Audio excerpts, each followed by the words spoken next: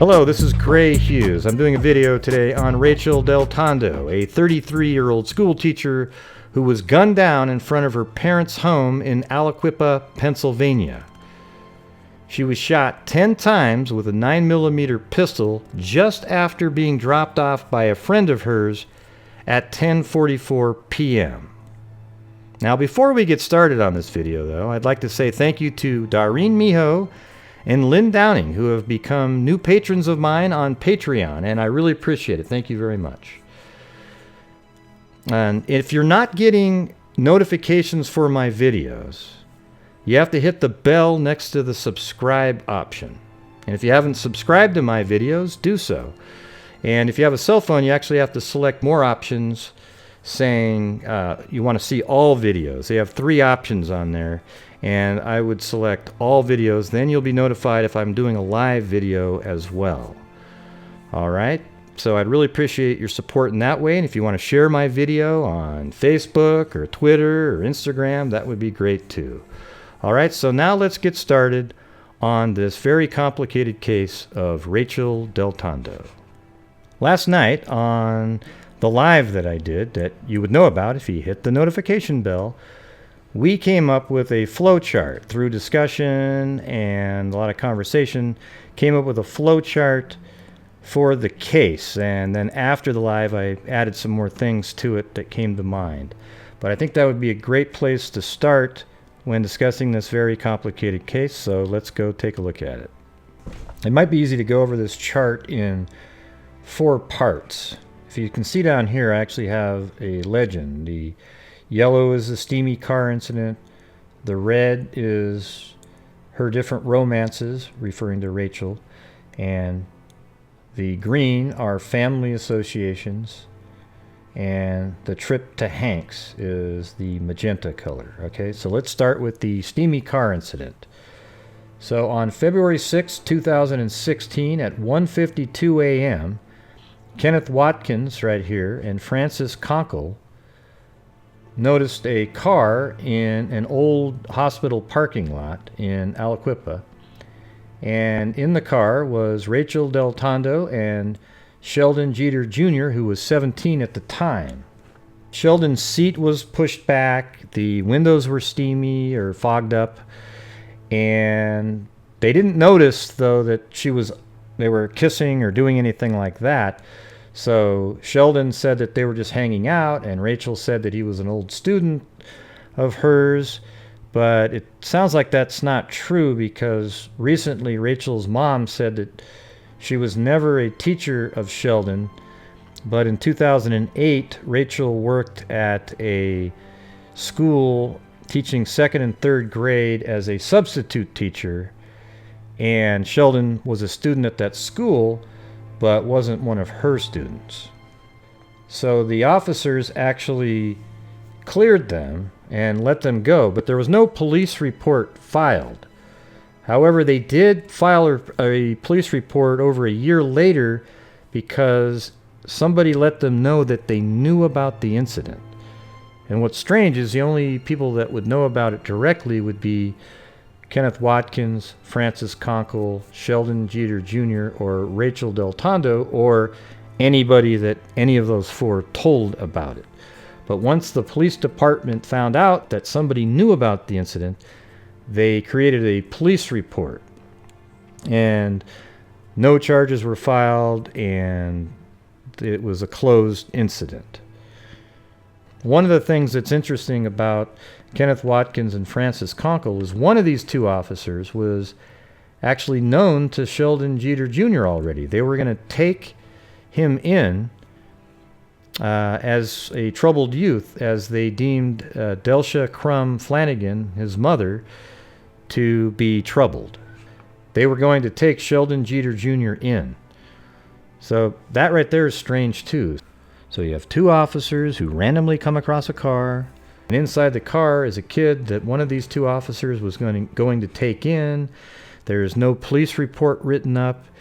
And then a year later, after an anonymous tip comes in, they create a police report and everybody's cleared. All right. Now, I think Rachael said that she was a teacher of his to try to get out of the circumstance that she was in.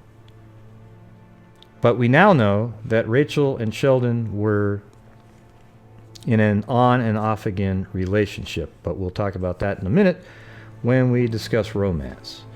All right, so that right there is the Steamy Car Incident. Let's discuss the romantic relationships that Rachael had and was having. So she had been engaged to Frank Catropa, and they had been seeing each other for 8 years. She was actually engaged to him during the time she was found in the car with Sheldon Jeter Jr., and she told the officers at the time, if that police report is correct, written a year later, that she didn't want them to tell Frank or her fiance. Then they actually clarified and said, well, we don't know who your fiance is. And she said, well, Frank is. And then they said, well, I know a lot of Franks. And then she said, well, Frank Catropa. It's like, well, why did she even give out that information?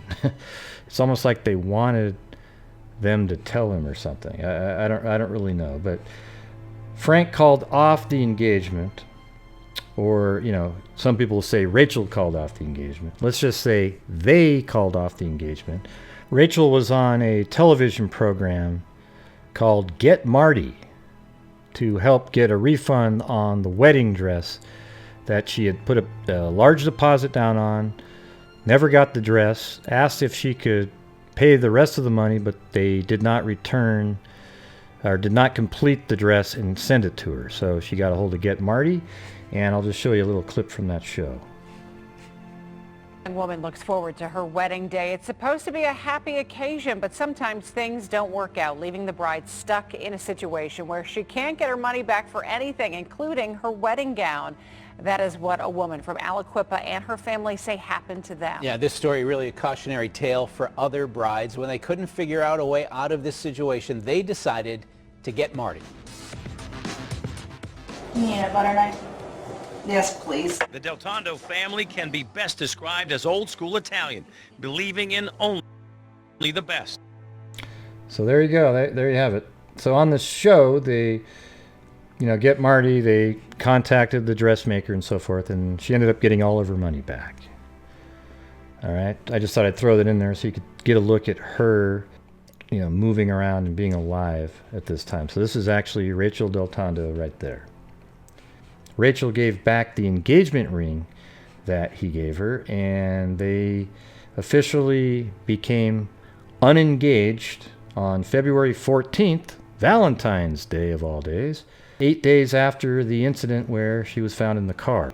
I wonder if that incident is what led to them breaking off their engagement. So these two broke off their engagement over 2 years ago. But Rachael and Sheldon Jeter Jr. have had an on-again, off-again relationship the whole time. But in December 2017, Rachael started dating full-time Rashawn Bolton, but apparently still having an on and off again relationship with Sheldon Jeter Jr. So these two people have been dating for about 6 months, and then she was murdered. And that's it as far as the relationships go with Rachael DelTondo. At least that's all I know of so far. Now let's discuss the families. So here are the family relationships. Delsha Crum is the mother of Sheldon Jeter, Tyree Jeter, and I think Rashawn Bolton. But Rashawn Bolton has a different father than Sheldon and Tyree. And if you can see underneath Delsha's image right here, there's a comment. She said in November of 2017, so about 6 months ago, that she wanted to know the truth about what happened between police, her son, and Rachael DelTondo. That's because in November of last year, a citizen who had a vendetta against Rachael got a hold of that police report that I mentioned earlier and put it out to different media outlets and also sent it to Rachael DelTondo's work. And Rachael worked at PA Cyber Charter School, which suspended her with pay at the time of that report coming out. Now let me show you on Google Earth where that is. So here's where everybody lives in this incident, this cluster over here. Let's just do a rough, so it's about 10 miles to the charter school, and it's down in this area right here. Let me go to Street View.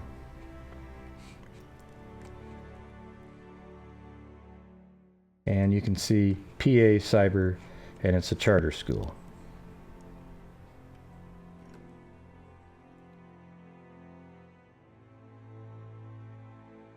All right, now let's get back to the chart here. Now there's another family here. Stephanie Watkins is the wife of Kenneth Watkins, and Lauren Watkins is the daughter of Kenneth Watkins, the police sergeant, and Stephanie Watkins. So that's it for the family connections as far as I know at this point. And now let's move on to the trip to Hanks. Lauren Watkins, the daughter of Kenneth Watkins, apparently is a friend of Rachael DelTondo as well. And you remember Kenneth Watkins, he's the police officer along with Francis Conkle who found Rachael and Sheldon Jeter in a car. And somehow Lauren Watkins is now friends with Rachael DelTondo. Lauren was with Rachael. They went to a Circle K.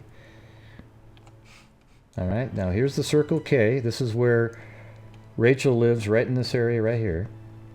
And here's the Circle K. And let me see if Street View works this time. I was using it earlier and it flipped up to the sky. Okay, there it is. This is a Circle K that they went in.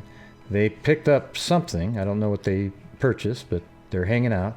And then they went to a friend's house, and then they drove back to Rachael DelTondo's parents' house, and that is where she lived. All right, so I'll leave Street View so we can get there quicker. But it's really not that far at all. You can tell right there. They drove over to Rachel's parents' house, and Rachael changed, and that was at 9:20 when they got there, and then at 9:30 they left the house, and the two women went down to, I guess, downtown and picked up Tyree Jeter, or somewhere in the town of Aliquippa is what it says. So somewhere in this town they picked up Tyree Jeter, and then they all drove to Hank's Frozen Custard. And I have that location too.